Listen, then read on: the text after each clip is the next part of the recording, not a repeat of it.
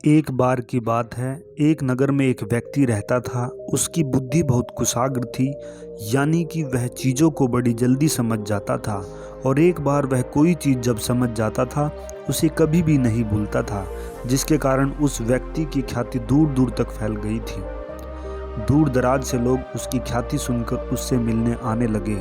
वह व्यक्ति भी नई नई चीज़ें सीखकर अपनी ख्याति को दिन प्रतिदिन बढ़ा रहा था। वह अपने समय का लेखक भी था, गीतकार भी था, चित्रकार भी था।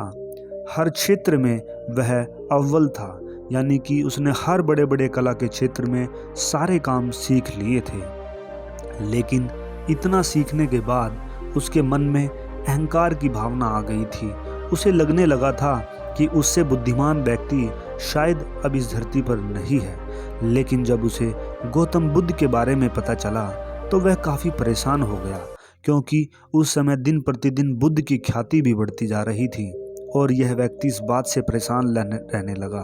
अहंकार की भावना तो उसमें पहले से आ गई थी, लेकिन अब वह ईर्ष्यालु भी हो गया था।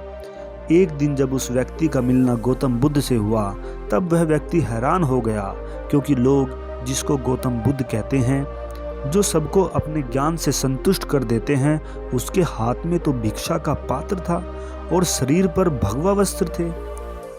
तब वह व्यक्ति सोचने लगा, जबकि मेरे पास तो मेरे ज्ञान से अर्जित हर वो चीज़ है जो एक संपन्न व्यक्ति को चाहिए।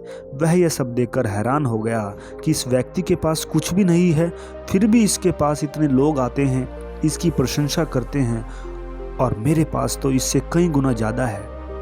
वह इस प्रकार की तुलना बुद्ध के साथ करने लगता है। वह व्यक्ति बुद्ध के पास जाता है और कहता है कि आपके पास जो ज्ञान है वह मेरे पास भी है। आपके पास कुछ भी नहीं है, लेकिन मेरे पास सब कुछ है।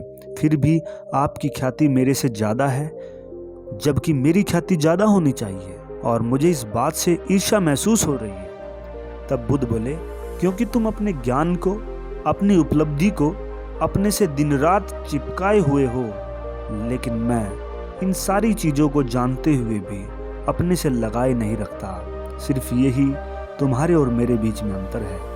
मैंने इन सब चीज़ों को अपने जीवन में कोई स्थान नहीं दिया है।